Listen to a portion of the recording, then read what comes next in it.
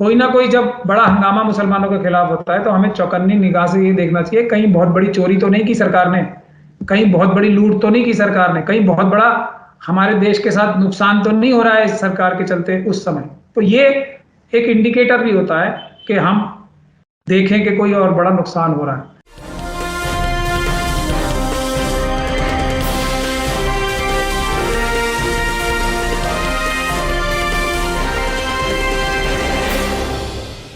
Hello, नमस्कार, आदाब, सत श्री अकाल और अस्सलाम वालेकुम। मैं हूं मोहम्मद अहमद काज़मी, लेकर आया हूं आपका पसंदीदा कार्यक्रम आपके रूबरू।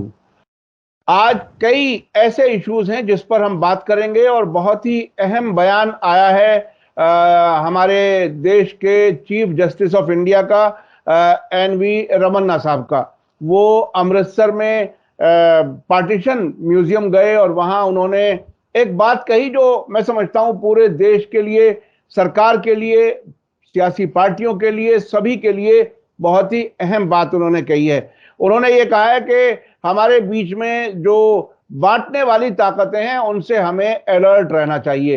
अलर्ट रहने का मतलब यह है कि ये बहुत ही खास मौके पर यह बात कही गई है, इसे समझना बहुत अहम है। उसके अलावा रमन्ना साहब जलियांवाला बाग भी गए और वहां पूरे मुल्क के लोगों ने जिस तरह से आजादी के लिए कुर्बानियां दी हैं उसे भी उन्होंने याद किया और उसमें इत्तेहाद का नतीजा क्या होता है, किस तरह से बड़ी से बड़ी ताकत को नाकाम किया जा सकता है, उसे भी याद किया।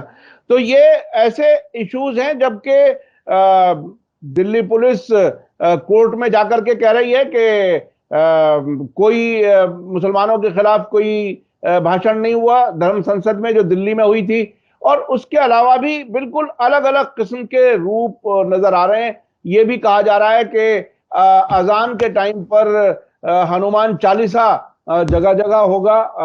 बंबई से इस किस्म की आवाज आ रही है और बनारस से भी ऐसी आवाजें आ रही हैं। इस सब पर बात करने के लिए मेरे साथ खास मेहमान हैं महमूद प्राचा साहब, जो सीनियर वकील हैं और नेशनल कन्वीनर हैं मिशन सेव कॉन्स्टिट्यूशन के, और लोग उनके साथ मुसलसल जुड़ रहे हैं और कॉन्स्टिट्यूशन को बचाने के लिए कोशिशें जारी हैं। महमूद प्राचा साहब, वेलकम है आपका। आप बताइए कि आप चूंकि वकील हैं, आप सुप्रीम कोर्ट भी रोज जाते हैं, जजों का मूड भी देखते हैं, समझते हैं जो कुछ मुल्क में हो रहा है वो समझ रहे हैं। अब ये चीफ जस्टिस एन.वी. रमन्ना का जो बयान आया है उसके बारे में आपकी क्या राय है? देखिए, बात दरअसल ऐसी है कि सुप्रीम कोर्ट के जजेस हों, हाई कोर्ट के जजेस हों, डिस्ट्रिक्ट कोर्ट के जजेस हों, उनमें मनुवादी मानसिकता या जो सो कॉल्ड अपर कास्ट के जजेस हैं उनकी बहुतायत है। मतलब बहुत ज्यादा बड़ी संख्या में ये एक 3 पर्टिकुलर कास्ट और कम्युनिटी से लोग आते हैं, ब्राह्मण, क्षत्रिय और वैश्य, जो सो कॉल्ड अपर कास्ट कहलाई जाती है। लेकिन इनमें भी बहुत सारे लोग अच्छे होते हैं, शरीफ होते हैं, जो बाबा साहब के संविधान को मानते हैं, मनुस्मृति को नहीं मानते। कुछ मुसलमान जजेस भी हैं, जो अभी एक सिटिंग जज है मुसलमान, वो एक जगह सेमिनार में बोल के आए हैं कि मनुस्मृति लागू होनी चाहिए देश में, और मनुस्मृति बहुत अच्छी एक ग्रंथ है जो कि बहुत बड़ा लीगल डॉक्यूमेंट है। मुझे तो शर्म आती है कि ऐसे कोई मुस्लिम जज बोल सकता है। एक तो इस बात की शर्म कि मुस्लिम है, और दूसरा वो सुप्रीम कोर्ट के जज है, उससे भी बड़ी शर्म कि चलो मुसलमान तो कोई बेवकूफ़ी कर सकता है, इग्नोरेंट हो सकता है, लेकिन सुप्रीम कोर्ट का कोई जज, वो भी सिटिंग, भारत के संविधान होने के बावजूद, जो बाबा साहब डॉक्टर भीमराव अंबेडकर ने बनाया, उन्हीं बाबा साहब डॉक्टर भीमराव अंबेडकर ने जिन्होंने मनुस्मृति जलाई थी 1927 में, फिर भी मनुस्मृति की तारीफ कर सकता है कोई। तो ये बहुत ही, मुझे तो बहुत दुख भी होता है, शर्म भी आती है अपने आप को मुस्लिम मानते हुए कि मेरे ही रिलीजन से एक ऐसे व्यक्ति भी सुप्रीम कोर्ट में सिटिंग जजेस है। खैर, उन पे भी कोई दबाव रहा होगा, खुशी खुशी तो कोई ऐसी अहमकाना बात नहीं करेगा, कोई ना कोई दबाव रहा होगा। लेकिन कहने का मतलब यह है कि अभी कुछ दिन पहले किरण रिजिजू साहब ने एक बात कही थी कि सुप्रीम कोर्ट को भी हमारे हिसाब से एक फैमिली है हम, और कैबिनेट के हिसाब से ही चलना चाहिए। ये मुझे ऐसे लगता है उसका रिएक्शन है जो रमन्ना साहब ने दिया है। रमन्ना साहब नो डाउट एक ऐसे जज हैं जो निस्बतन बहुत अपनी जजमेंट्स में नहीं तो जो बयानात देते हैं उनसे उनमें बहुत क्लैरिटी के साथ भारत के संविधान को की मूलभूत भावना यानी कि उसकी जो बेसिक स्पिरिट है उसको बार बार उजागर करते हैं अपने पब्लिक डिस्कोर्स में या जब भी वो पब्लिक में बयानबाजी करते हैं। ये एक मुझे वो नजर आता है कि रमन्ना साहब को भी रिजिजू साहब की, लॉ मिनिस्टर साहब की बात पसंद नहीं आई होगी, तो उन्होंने एक बहुत ही सभ्रांत तरीके से, एक सोबर तरीके से उसका जवाब दिया है कि जो ये सरकार कर रही है, और ये स्पष्ट टिप्पणी मुझे नजर आती है सरकार की कार्रवाइयों के ऊपर, क्योंकि ये आरएसएस के और बजरंग दल के, विश्व हिंदू परिषद के और ये सब जो हिंदू सेने और बहुत सारी इस तरह की जो तंजीमें हैं, जो आतंकवादी संगठन है सारे, वो जिस तरीके के कार्य कर रहे हैं, धर्म संसद कर रहे हैं, SC ST OBC और माइनॉरिटीज के खिलाफ खुलेआम बोल रहे हैं, ये बोल रहे हैं कि हम सनातन धर्म लागू कराएंगे, भारत का संविधान खत्म करेंगे, मनुस्मृति लागू कराएंगे, ये सब बातें जो बोल रहे हैं, और प्रधानमंत्री, चीफ मिनिस्टर्स बीजेपी के और आरएसएस के, इनके ऊपर कोई कड़ी कार्रवाई नहीं होने दे रहे हैं, बल्कि पुलिस के ऊपर दबाव बना के क्लीन चिट्स दिलवा रहे हैं उन्हें, जबकि वो देशद्रोह की खुली बातें कर रहे हैं। तो ये माहौल देख के चीफ जस्टिस साहब को महसूस हुआ होगा ये बात कि वो जिस ओहदे पे बैठे हैं, अगर किसी जजमेंट में ये बात लिखने का मौका उनके पास नहीं आ रहा, तो एक सेमिनार में, वो भी एक ऐसी अहम जगह जहां मुल्क का बंटवारा हुआ था नफरत की बुनियाद पे, बल्कि मैं तो कहूंगा मनुवादियों की और मिस्टर जिन्ना की साजिश से ही देश का बंटवारा हुआ था, क्योंकि जिन्ना भी एक मनुवादी मानसिकता के व्यक्ति थे। वो भी अपने आप को सुपर हीरो समझते थे ना, और बहुत ही एरोगेंट किस्म के आदमी थे। हालांकि उनकी सोच बहुत छोटी और घटिया थी। अपने आगे उन्होंने मुल्क को तकसीम कराना अपनी अना की खातिर और अपनी वैल्यू की खातिर, और उसमें जरूर वेस्टर्न कंट्रीज के जो वो एजेंट थे उनका भी दबाव रहा होगा उन पे, तो उन्होंने मुल्क तकसीम करवाने की हद तक आरएसएस और सावरकर साहब से हाथ मिलाया, और आरएसएस के साथ मिलके, मनुवादियों के साथ मिलके, जो कि मिलना क्या, दोनों ही मनुवादी थे, उन्होंने मुल्क का तकसीम कराया। तो एक ऐसी जगह पे जाके ऐसी बात कहना तो बहुत ही बड़ा मैसेज है ये, कि इस जगह पे जो मिस्टर जिन्ना ने और आरएसएस ने मुल्क का डिवीजन कराया था, मनुवादियों ने जो डिवीजन कराया था, वो बहुत बड़ी गलत बात है। उससे नुकसान होता है, उससे ऐसा नुकसान होता है जिसकी भरपाई नहीं होती। इसलिए उन्होंने कहा है कि डिविजिव फोर्सेस को सर नहीं उठाने देना चाहिए, लेकिन मैं ये तवक्को करता हूं कि अब वो 26 अगस्त को रिटायर होने वाले हैं, उससे पहले किसी न किसी जजमेंट में ऐसी एक अथॉरिटेटिव जजमेंट जरूर दे जाएं, जिससे ऐसी ताकतें, मुल्क दुश्मन ताकतें, जिन्नावादी ताकतें, मनुवादी ताकतें जो हैं, देश को कमजोर ना करा पाए, मनुवादी और मनुस्मृति वाली ताकतें देश को कमजोर ना कर पाए। अच्छा प्राचा साहब, ये उनका जो ये बयान आया है, जो उन्होंने नोट लिखा है वहां की विजिटर्स बुक में, ये ऐसे वक्त में भी है कि मध्य प्रदेश में अभी हाल ही में रामनवमी के मौके पर जो कुछ दंगा कराने की कोशिश की गई या दंगा हुआ, जो भी आप कहें जैसे भी, लेकिन कुछ लोगों के तकरीबन 50 मकान और दुकानों को बुलडोजर से गिरा दिया गया 24 घंटे के अंदर अंदर। क्या ये कानून इजाजत देता है किसी भी इलेक्टेड चीफ मिनिस्टर या प्राइम मिनिस्टर को कि वो बगैर कोई कानूनी कार्रवाई के ऐसा करे, या इसमें कोई और ज्यादा कोई मैसेज है इसमें जो हमें समझने की जरूरत है? देखिए, मैसेज तो एक ही है, मनुस्मृति लागू करानी है। मैसेज एक और भी है कि मुसलमानों के ऊपर अटैक करने की एक वजह तो यह है कि SC ST OBC को और दूसरी माइनॉरिटीज को मारना है कल, तो उसकी प्रैक्टिस या ट्रेलर, पूरी फिल्म तो दिखाई जानी है ये SC ST OBC और दूसरी माइनॉरिटीज के ऊपर, लेकिन ट्रेलर, शुरुआत और टारगेट प्रैक्टिस मुसलमानों के ऊपर होनी है। तो वो वाली कार्रवाई मुझे ये हर जगह नजर आ रही है। एक चीज और होती है इसमें, हमेशा एक बात आप हमेशा ध्यान से रखिए, कोई भी बड़ी कार्रवाई अगर मुसलमानों के खिलाफ बड़ी नफरत कहीं फैलाई जा रही होगी तो साइड में कहीं ना कहीं हमें अपनी चौकन्नी निगाह से देखना चाहिए।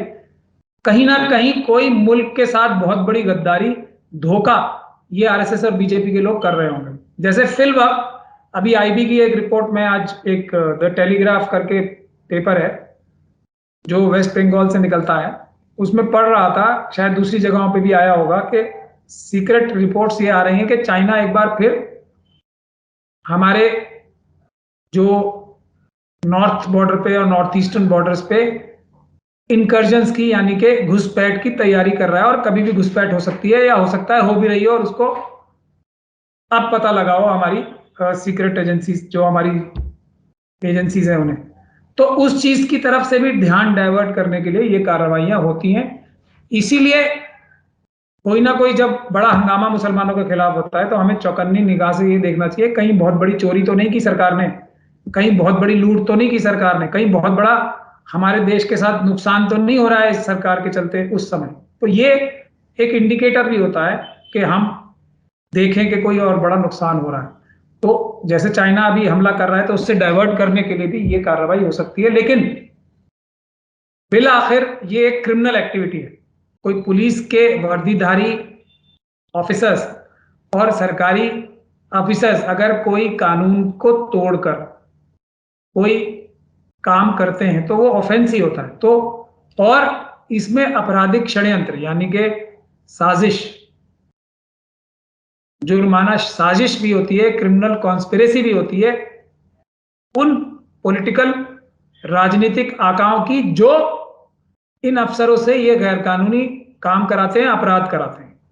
तो मेरी सलाह वहां के लोगों को यही है, और राजस्थान के लोगों को भी, करौली के लोगों को भी, कि इन अफसरों के खिलाफ भी कानूनी कार्रवाई करें, और इनके आका जो बैठे हैं पॉलिटिकल लीडरशिप, उनके खिलाफ भी आपराधिक षड्यंत्र की साजिश की शिकायत करें 120B की धारा में। जब ही ये चीजें रुकेंगी, वरना ये इस तरीके से होती जाएंगी।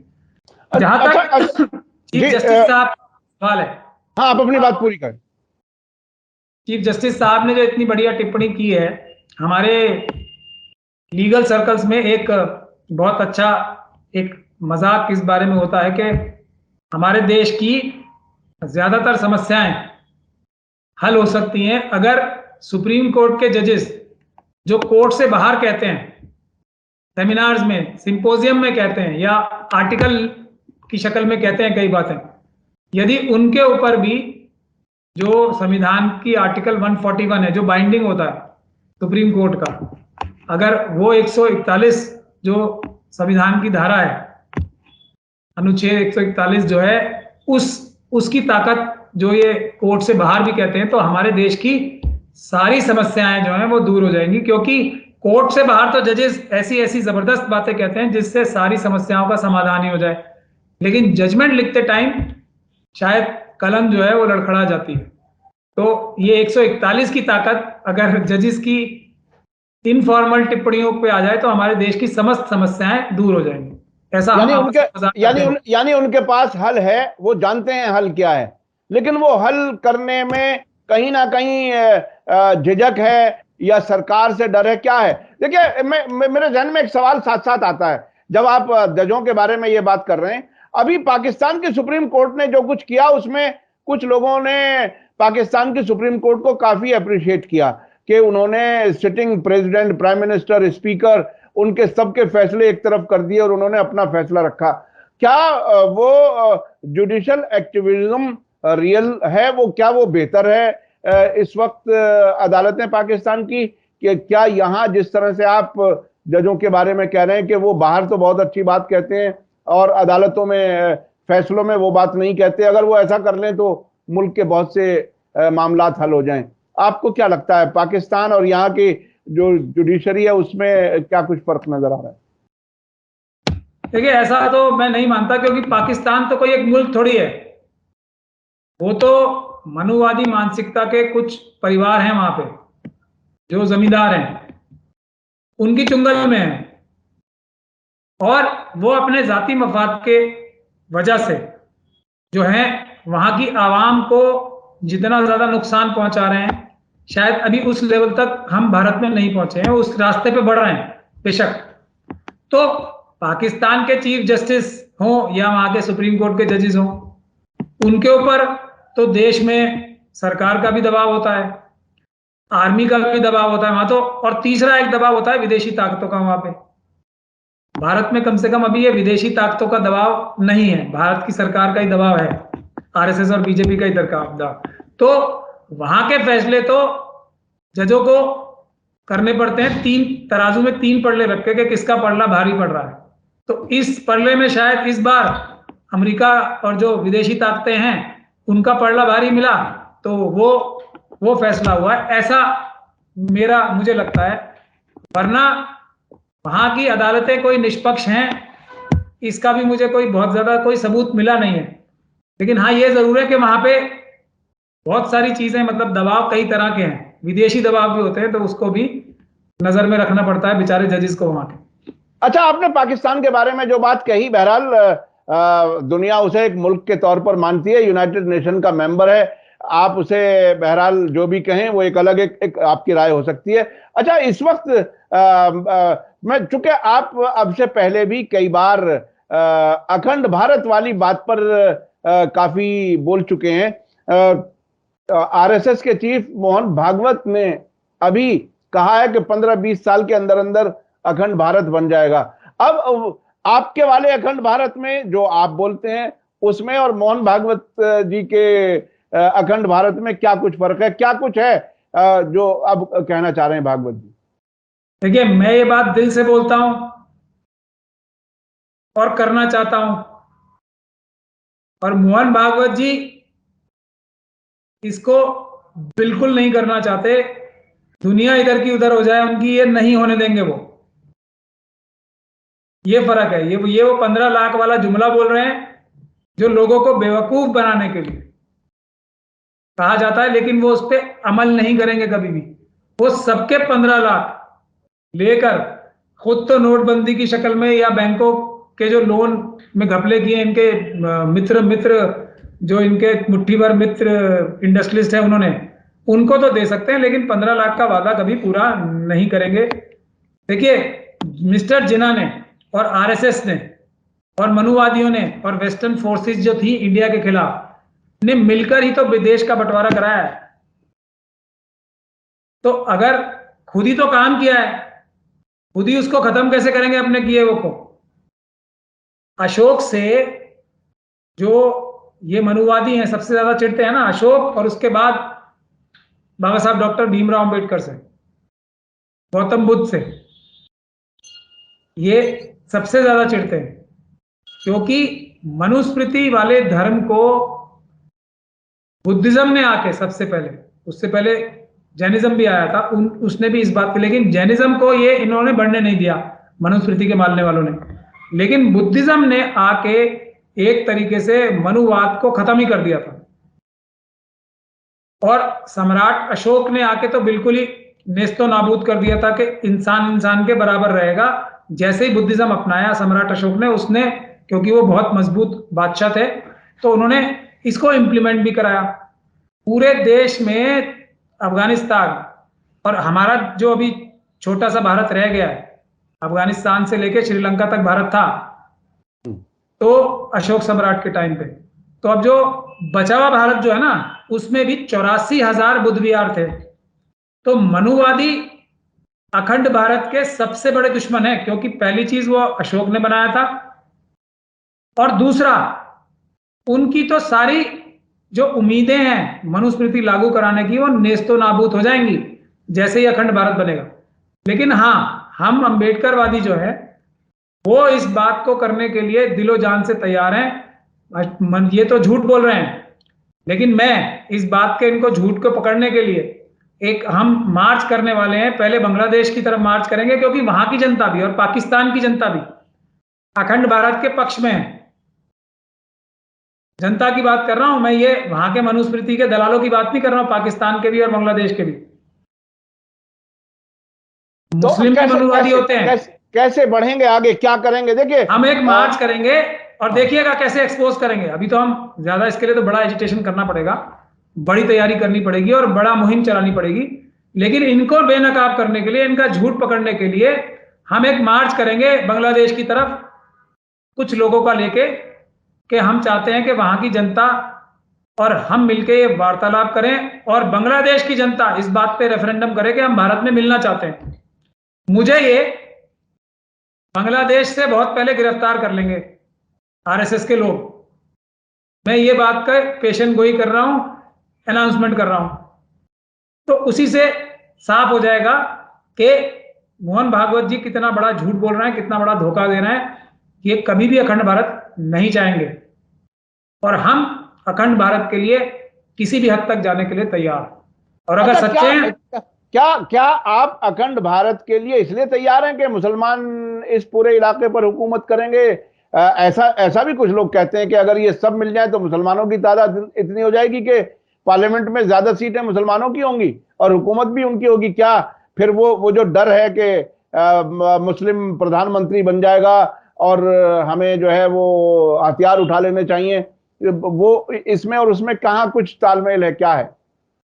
नहीं देखिए, जहां तक मेरा मानना है, और आजादी के टाइम से ही ये स्थिति है, और मैं जो हमारी क़यादत उस टाइम की थी, उस वक्त कुछ अच्छी क़यादत थी मुसलमानों की, जिन्ना बिल्कुल नहीं थे मुसलमानों की क़यादत। दूसरे मुस्लिम लीडर्स भी थे, लेकिन अली ब्रदर्स थे जो बाबा साहब डॉक्टर भीमराव अम्बेडकर के साथ रहे। दूसरी मुस्लिम क़यादत थी, जिस क़यादत ने, जब मनुवादियों ने साजिश करके ये इंश्योर किया, बाबा साहब को इलेक्शन हरवाया कि वो कॉन्स्टिट्यूएंट असेंबली में ना जा सकें, क्योंकि एक वही शख्स थे जो मनुस्मृति के खिलाफ, मनुस्मृति जला चुके थे 1927 में ही, वो मनुस्मृति के ऑपोजिट सबको बराबर का हक देने का संविधान बनाने की ताकत रखते थे, वरना ऐसा संविधान भारत को नहीं मिलता। फिर तो ढोल गवार शूद्र पशु नारी, जो upper caste, so-called upper caste की भी नारियां हैं, उनको भी पीटने का ही काम था। उनकी जो वो अधिकारी, यानी कि उनका सिर्फ एक ही हक था कि वो पिटाई खाएं, ढोल गंवार शूद्र पशु नारी। तो बाबा साहब को उस वक्त मुस्लिम लीडरशिप ने कॉन्स्टिट्यूएंट असेंबली में भेजा, अपना एक आदमी कम करके, तो अपने से ज्यादा तरजीह उन्हें दी, इसीलिए ऐसा संविधान बना। तो इस बात का मैं फख्र महसूस करता हूं कि मैं मुस्लिम समाज से आता हूं, जिसने बाबा साहब को कॉन्स्टिट्यूएंट असेंबली में भेजा और जिसने देश को और दुनिया को इतना अच्छा संविधान दिया। आगे उस वक्त अगर बाबा साहब डॉक्टर भीमराव अंबेडकर को प्रधानमंत्री बनाने की तजवीज आती, मुसलमान तो चाहते ही थे उन्हें, तो दुनिया की कोई भी ताकत ऐसी ना होती जो भारत का विभाजन करती। भारत का विभाजन होने की एक सबसे बड़ी वजह यह भी है कि बाबा साहब डॉक्टर भीमराव अंबेडकर को पहला प्रधानमंत्री नहीं बनने देना था। तो मनुवादियों ने दूसरे मनुवादी जिन्ना से हाथ मिला के देश तो तोड़वा लिया, मगर सारे मुसलमान बाबा साहब के साथ थे और 17% जो अछूत थे उस समय के, 52% तो यही होते हैं। फिर ट्राइबल्स और शूद्र जो कि ओबीसी हैं, उनको भी ले लिया जाए तो 90% जनता तो उस वक्त भी बाबा साहब के साथ थी। लेकिन मनुवादियों ने, इस तरफ के और मुसलमान मनुवादियों ने भी ये तो कबूल किया कि भारत के टुकड़े हो जाएं, ये तो कबूल किया कि भारत दुनिया का सबसे ताकतवर देश ना बन पाए, मगर यह कबूल नहीं किया कि बाबा साहब डॉक्टर भीमराव अंबेडकर देश का पहला प्रधानमंत्री बन जाए। यह है साजिश। तो ये आज भी मेरा कहना यह है, मैं अगर मुस्लिम समाज पे जरा सा भी इंफ्लुएंस रखता हूं, और मेरी मुस्लिम समाज में सब जगह बात हो रही है, इस पे कंसेंसस है हमारा मुस्लिम समाज का कि देश का प्रधानमंत्री बनने पे सबसे पहला हक किसी शेड्यूल कास्ट या शेड्यूल ट्राइब के व्यक्ति का है, क्योंकि हजारों साल से सबसे ज्यादा प्रताड़ना, सबसे ज्यादा जुल्म शेड्यूल कास्ट और शेड्यूल ट्राइब कम्युनिटी के साथ हुए, मुसलमानों से भी ज्यादा। तो पहला हक प्रधानमंत्री बनने का schedule caste schedule tribe community का है, और मुस्लिम कम्युनिटी उनके पीछे खड़ी है इस बात के लिए।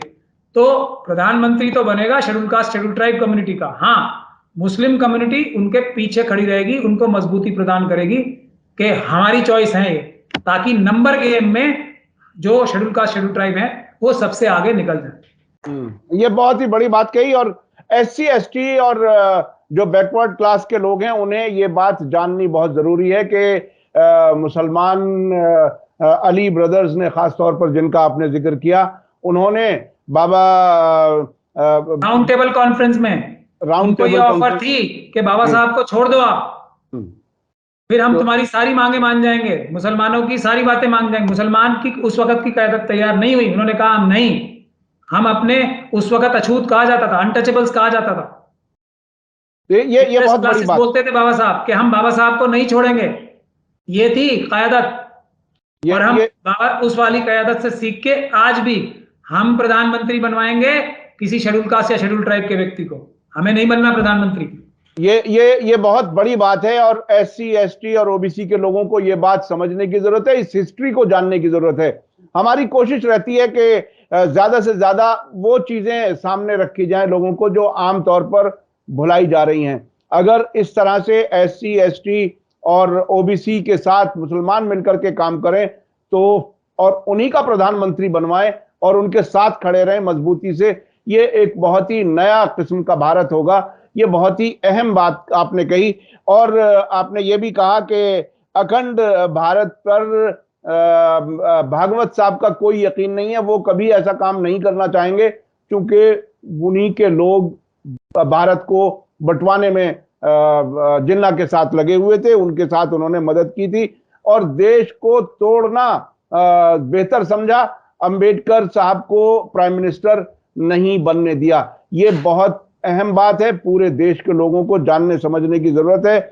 NV रमन्ना साहब ने जो कुछ कहा उस पर आपने बताया कि ये हमारे लॉ मिनिस्टर, उनके बयान का एक जवाब हो सकता है, और शायद वो कहीं ना कहीं वो बेचैनी महसूस कर रहे हैं जिसका उन्होंने ये इशारा दिया है। आपने ये भी कहा कि अगर सुप्रीम कोर्ट, हाई कोर्ट के जजेस जो बातें बाहर कहते हैं, अगर वो अदालतों में अपने ऑर्डर्स में लिखना शुरू कर दें तो देश के बहुत से मामलात हल हो सकते हैं। बहुत बहुत शुक्रिया महमूद प्राचा साहब, आपने मीडिया स्टार वर्ल्ड को वक्त दिया।